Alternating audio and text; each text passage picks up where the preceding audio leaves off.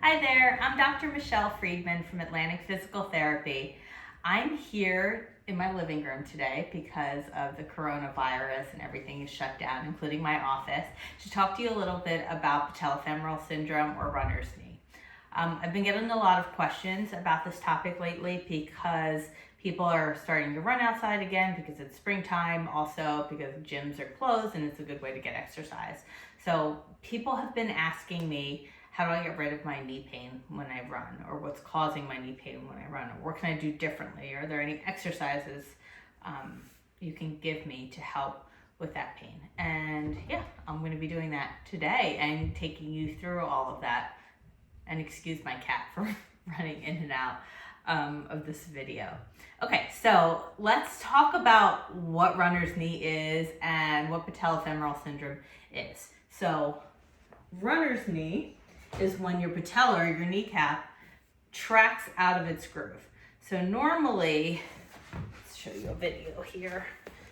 Normally in a healthy knee, you got your thigh bone right here, your femur.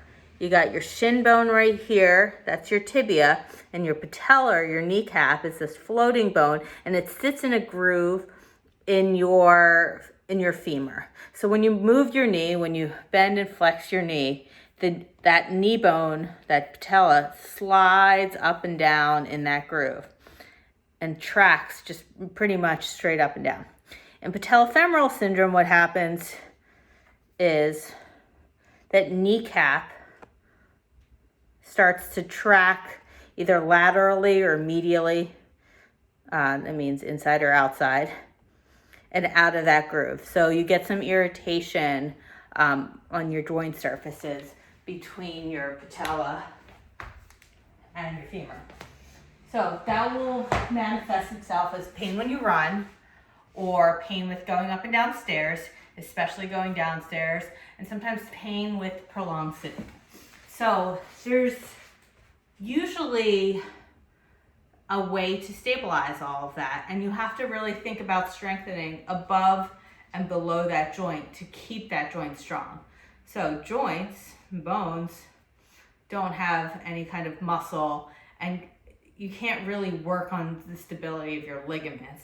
But what you can do is work on the stability of your muscles above and below that joint to keep that joint optimally functioning. One thing I want to get out of the way is the question of, is running bad for your knees? I hear it all the time. People ask me all the time, I shouldn't run, right? Running is bad for your knees. I'm here to tell you that's not necessarily true. If you have pain when you run and pain in your joints, that's not great. You don't want to ever run on pain. But for the most part, if you're pain-free when running, running is a great exercise that adds weight bearing to your joints and can be a great lifelong activity as long as it's not painful. So you want to recognize the difference between good pain and bad pain. Good pain is soreness after you exercise, that feeling you get after you did a good workout in your muscles. Bad pain is like any kind of throbbing pain in your joints, any sharp pain, pain that's not necessarily in your muscles, anything that causes swelling, that's a bad pain. So in those cases, you don't want to run through that or ignore that type of pain. If you're feeling muscle fatigue while running, that's okay. You want to get to the point of fatigue when you exercise, and that's how you get stronger.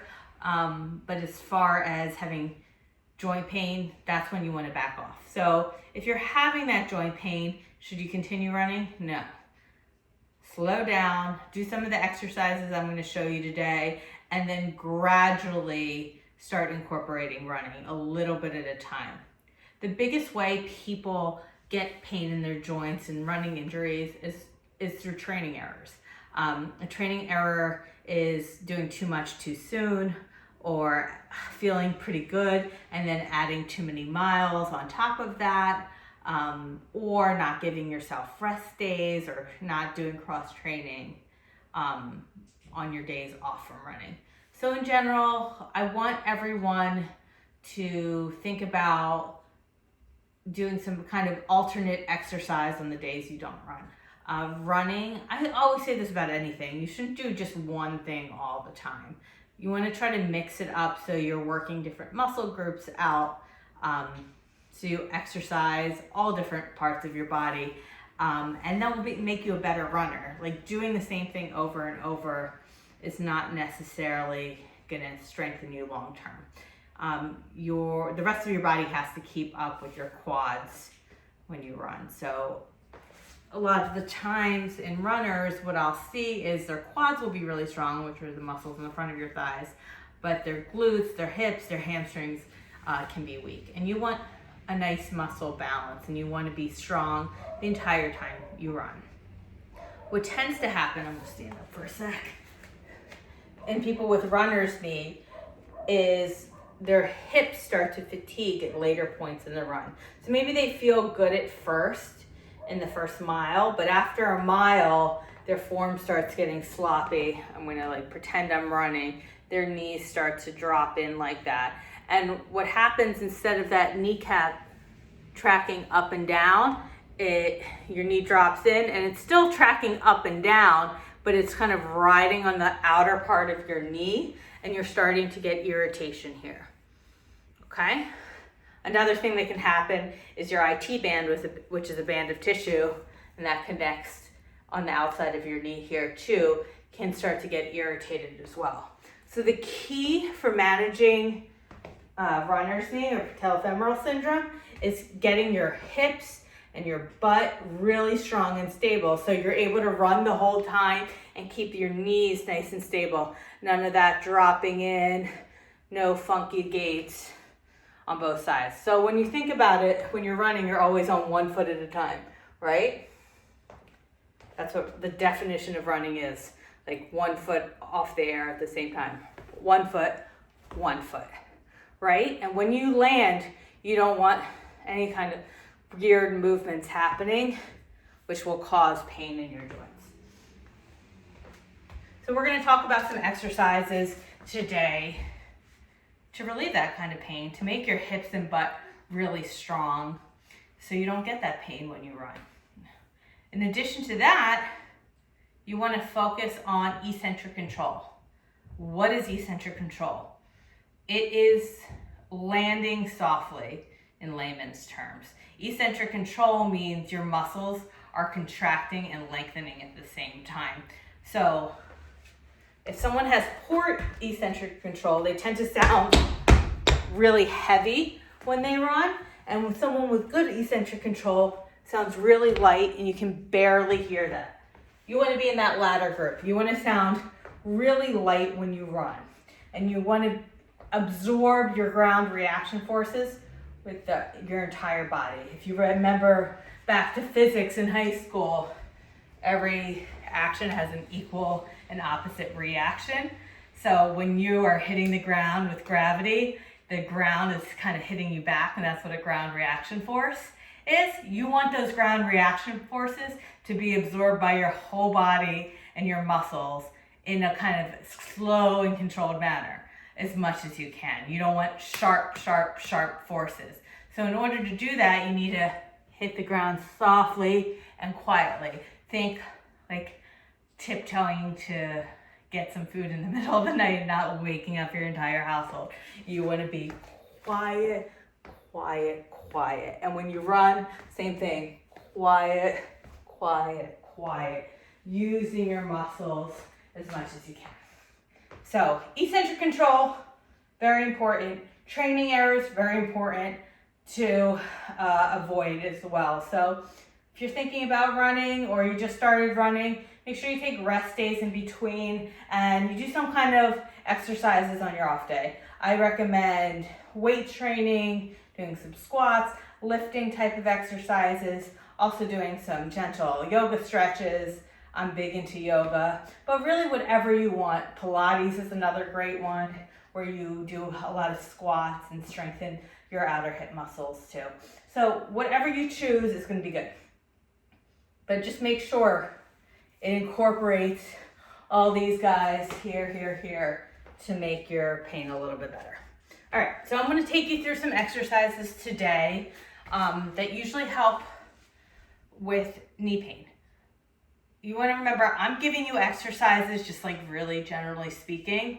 If you have persistent pain for a long time, see a medical professional, see someone like me who can do a customized evaluation, observe how you're walking, how you're sitting, how you're standing, how you're squatting, and what kind of shoes you wear, all of that good stuff, so they can give you specific recommendations for you.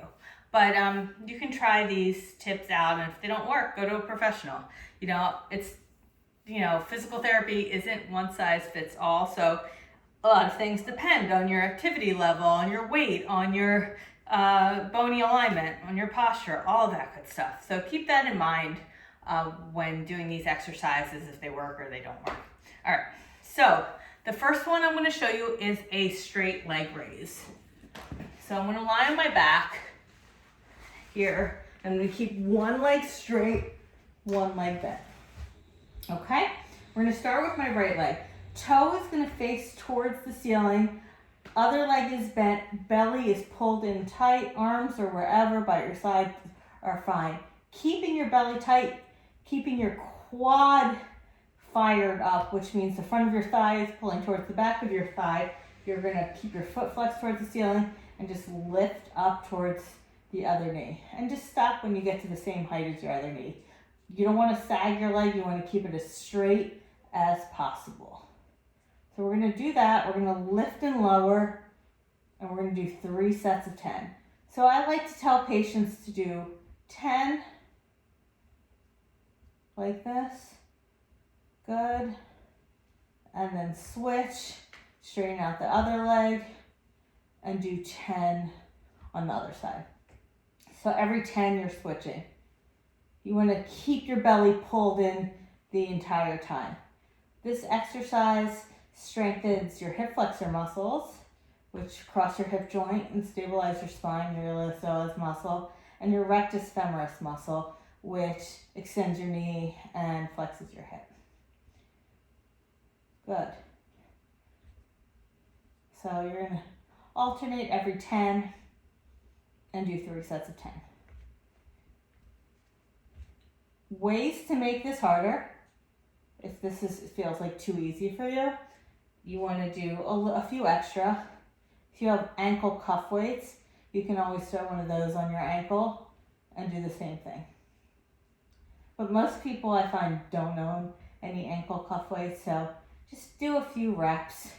Generally speaking, and this goes for any kind of strength training you're going to do, you want to get to the point of fatigue. So the last 2 or 3 of each set should be pretty challenging for you. If they're not, just do a few more reps. That's the easiest way, or add weight to it. All right? So I'm going to do my 3rd set. Just lifting and lowering, keeping the thigh really tight, keeping your toe facing the ceiling. Beautiful. Everywhere else is nice and relaxed, like your shoulders are relaxed, your face is really nice and relaxed. Good. All right. So you get the drift of this one. It's hard to mess up. All right. The next one we're going to do is a straight leg raise with external rotation. This is an old school physical therapy exercise. It was originally thought to activate your VMO, which is your inner quad muscle more, but studies have shown that doesn't really happen. But I find it's really helpful for anyone with knee pain to strengthen doing this way. So it's been clinically relevant for the most part. So you're doing it the same way you're doing a straight leg raise, but your foot is turned out to the side instead of straight up and down. So you're lifting and lowering. Your belly remains really nice and strong and tight, pulled in. And just like the last one, you're alternating every 10. So we're going to do 3 sets of 10 on each side. Foot is turned out, lifting and lowering. Good. You want to take your time with exercises. It should take about 1, 2, 3, 4 seconds to lift, 4 seconds to lower. Make it nice and smooth. Perfect. So feel free to pause this video at home. I'm not counting because I can't count and give instructions all at the same time, but you want to do 3 sets of 10 on each leg.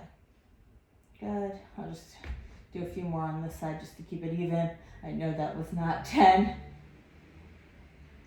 but I think you guys got the drift of this. Perfect. All right, so 3 sets of 10 on each side. The next one we're gonna do is a bridge while we're on our back like this. So for this, belly stays pulled in and tight. Feet are about hips width apart this way. And then you're just gonna lift your butt up. What this does is strengthens your glute muscles, your glute max. You're gonna hold for about 5 seconds at the top, and then you're gonna slowly lower down. Never plop down, right? We're working that eccentric control, that slow contraction. And that's what you're doing here when you're slowly lowering. You're lengthening as you're contracting.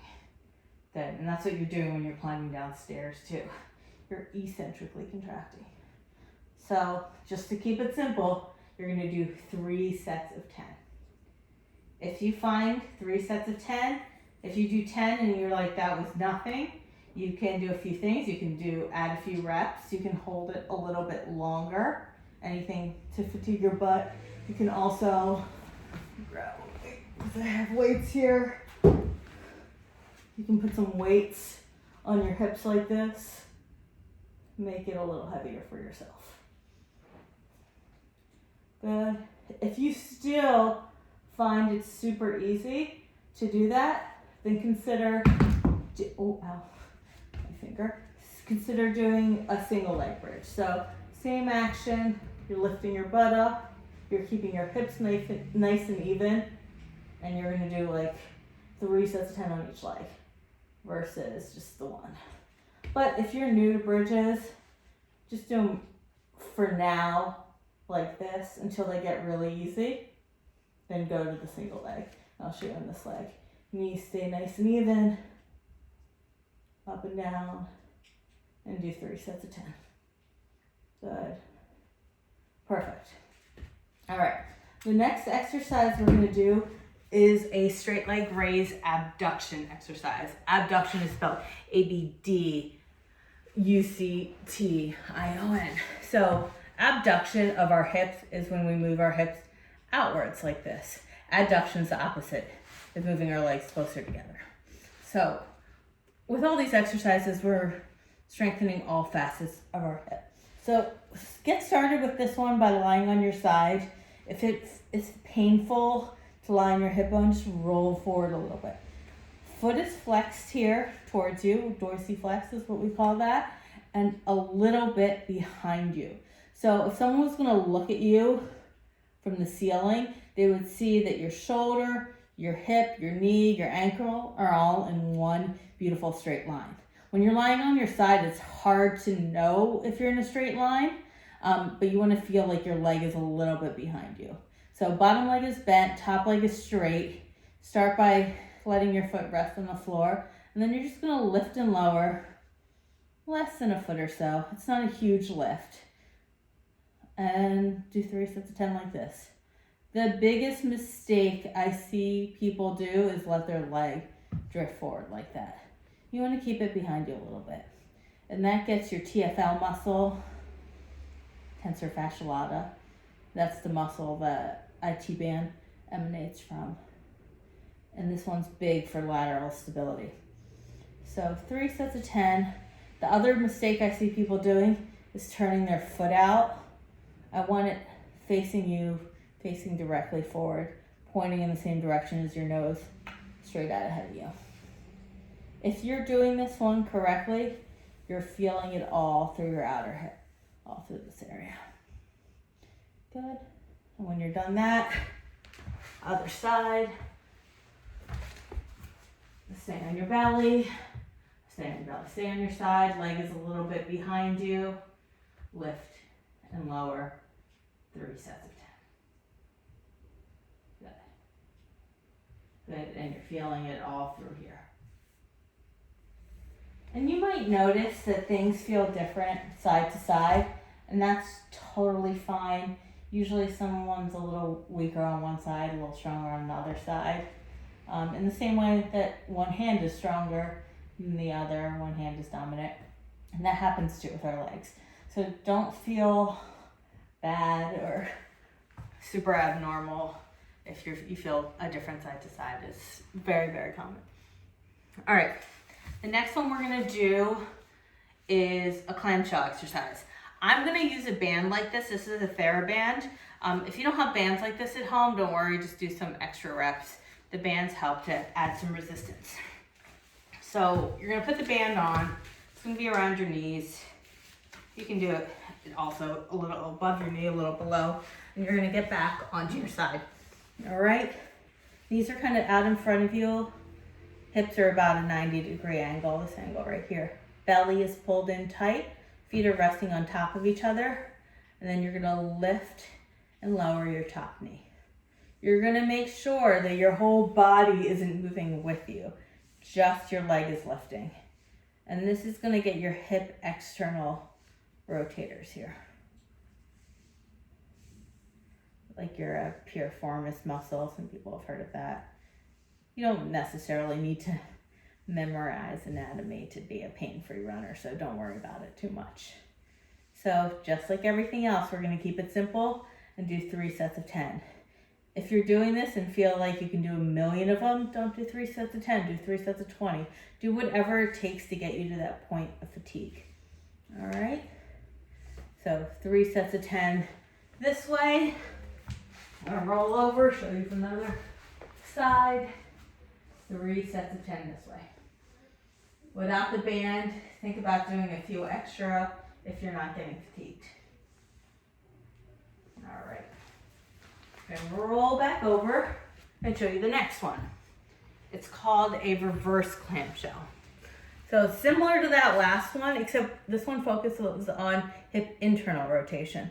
So what you're gonna do is hover your leg like that. Band stays on, or you can do this band off. It is challenging either way.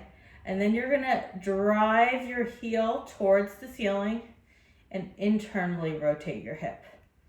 Just like everything else, let's do 3 sets of 10. From here to here, nothing is moving. You can even put your hand on your knee to ensure that. And you're moving that leg, it looks like it's at 9 o'clock right now, and it's moving to like 10 o'clock. Not a huge movement. Good. 3 sets of 10 like that. Flipping over, 3 sets of 10 the other way. Good. And that gets your hip internal rotation muscles and your hip abductors, which help to stabilize your hips. All right.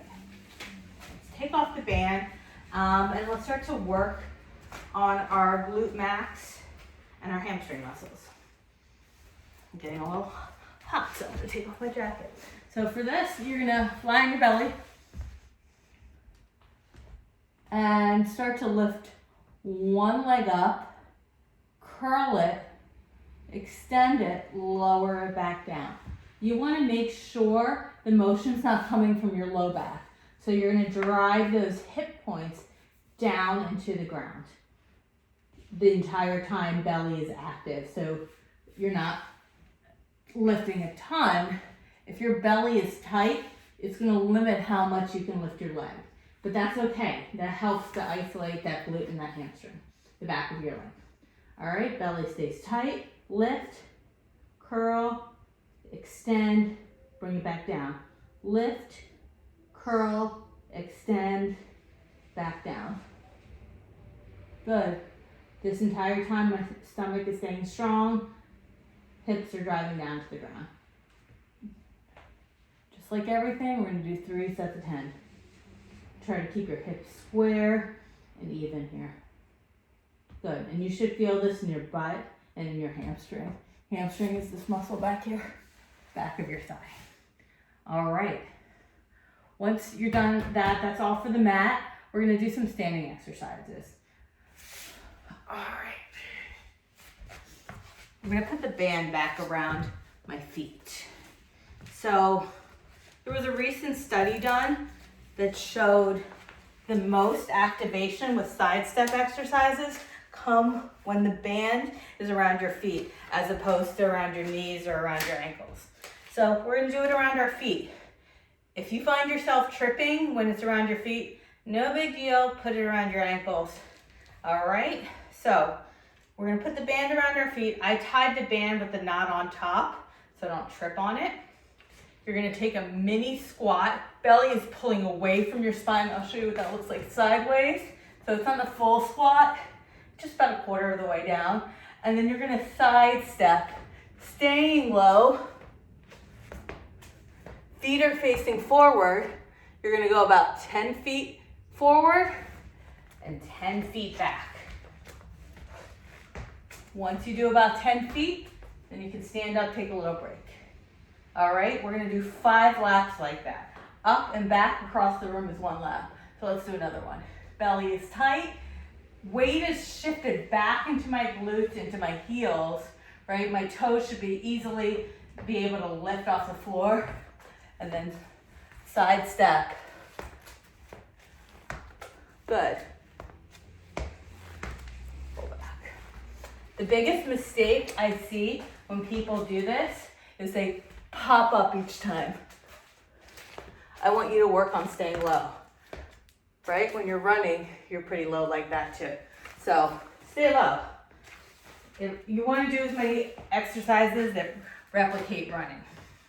Another thing that I see people do with that is let their knees drop in.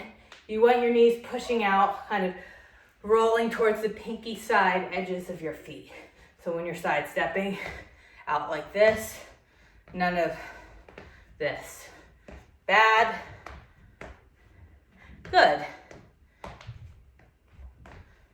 Okay, I'm gonna put the band back around my ankles or my feet, whichever one. Feet are more challenging. And we're gonna do some monster walks. So just like the last one, we're gonna start in a mini squat. Belly is pulled up away from your thighs. You're gonna take a nice wide step, wider than hips width. And I call this monster walks because it looks like you're a monster. And you're gonna go about that same length, about 10, 15 feet, up and back across the room. When you get to the back of the room, you're just gonna go backwards. Stay nice and low. You should really feel this on your outer hips. And you can take breaks as you need to, but up and back like that. If you're gonna go out for a run and you wanna warm up with some of these, I like the side steps and the monsters the best because it helps activate those outer hips in kind of a functional way. And when I say functional, I mean it kind of replicates the movement you're doing as much as you can. All right. Next one, we're gonna start to work on single leg activities. Why single leg? Because when you're running, you're on one leg at a time. All right, so I'm gonna put this around my ankles this time, just so I don't trip on it.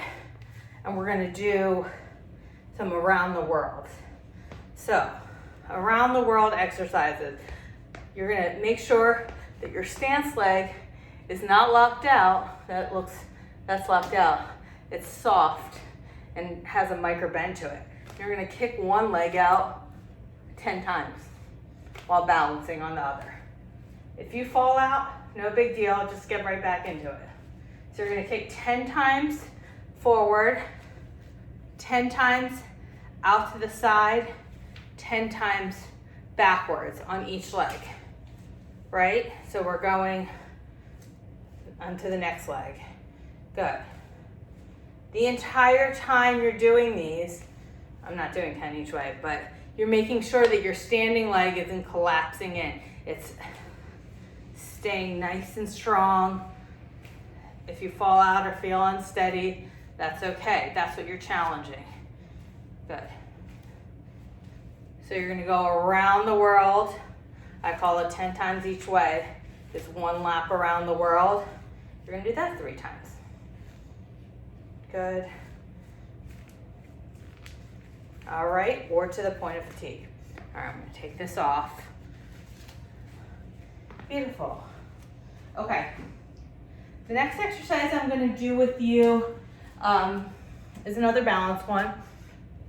In the office, I use cones as kind of landmark to touch. I don't have cones at home. I'm gonna use my water bottle and 2 blocks. So you're gonna stand on one foot, right? We're stabilizing, leg is not locked out, it's micro bent, and you're gonna touch one of your blocks or whatever you have.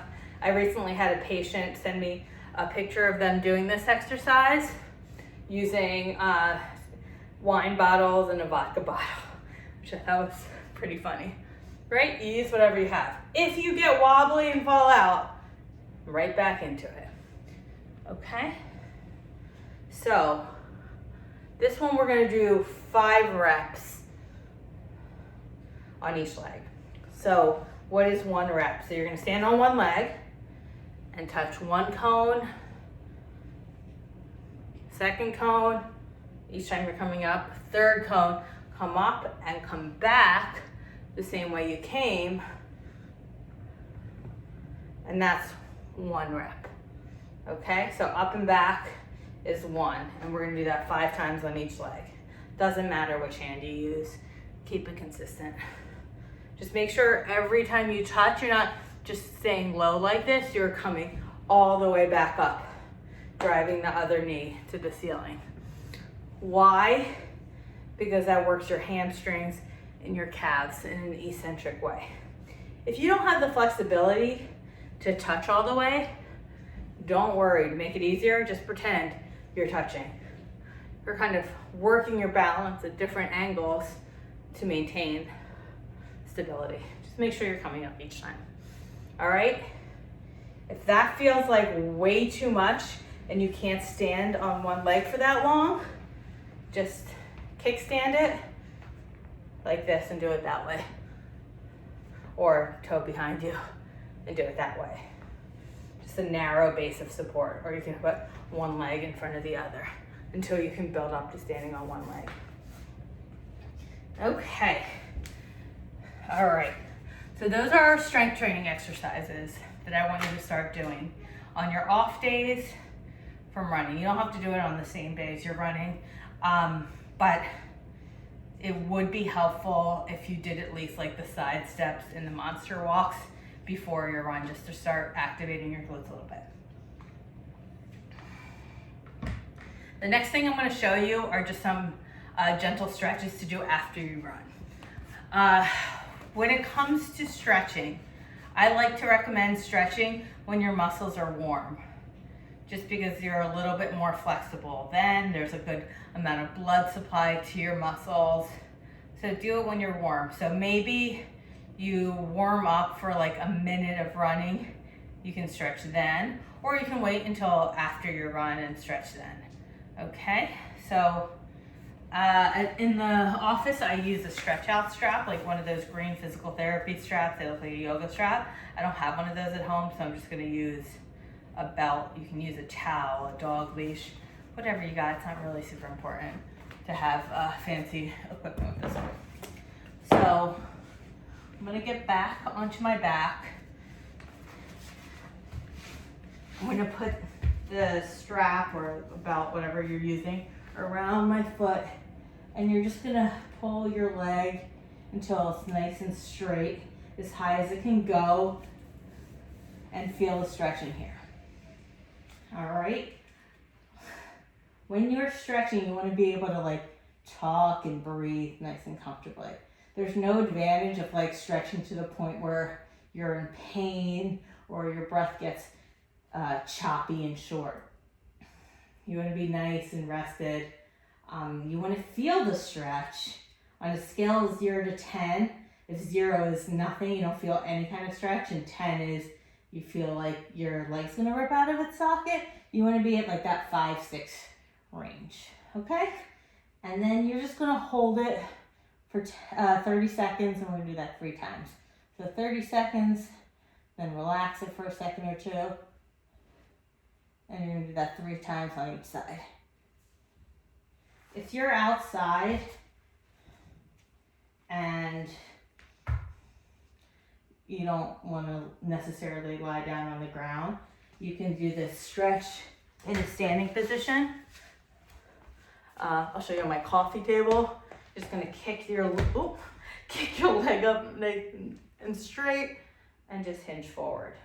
Toe is facing the ceiling. Good, 30 seconds. 3 times like that. Beautiful. Okay, next we're gonna get our hip flexors and our quad stretched out. So I'm gonna use a pillow just to kneel on to make it a little bit more comfortable. But you're gonna kneel on this pillow, tuck your butt under, pull your belly in, and start to hinge forward. And you'll feel the stretch on the front of the back leg, if that makes any sense. So I'm showing you on my right leg right now. Just like the last one, we hold 30 seconds, 3 times.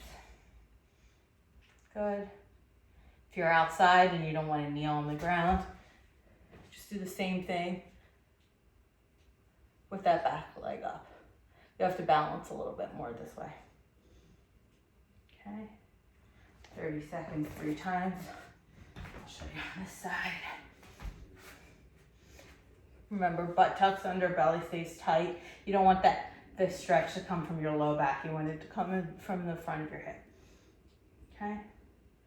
30 seconds, 3 times, and just back off for a second between each set. Good. Now to include your quad in this, you can reach back, grab your foot too, and bring your heel towards your butt. If you're outside, you're gonna do it this way. You're gonna grab your foot. If you can't reach your foot, grab your pant. Bring your heel towards your butt. Just make sure that your knee is a little bit behind you. So see my knee? You don't want it in front like that. You want it as far behind you as possible and your heel hugging towards your butt. 30 seconds, 3 times. You can either hold on for balance or work your balance here too.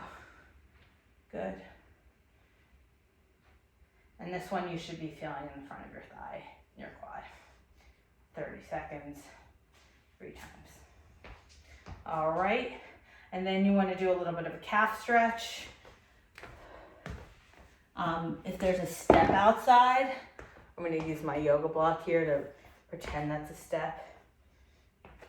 You're going to stand on it and drop one heel down at a time. I don't know if you can see that. Let me move it back a little bit. There you go. It's a little bit better.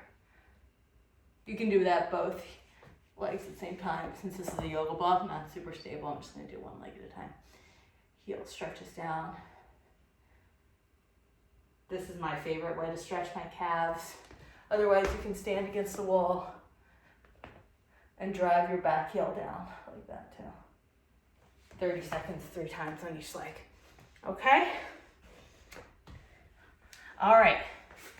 So give those exercises a try. Tell me how they go. Either message me or write them in the comments. And because I'm home right now, I'm going to try to put as much YouTube content out there as possible. So leave me a message if there's anything specific you want to know from your physical therapist about exercises, pain-wise, you name it. I also specialize, in addition to orthopedics, in pelvic floor PT. So I have a lot of answers to questions about incontinence and pain with sex too. All right, well, hope these helped, and I will see you soon. Let's turn off this video if I can find out. Have a good one.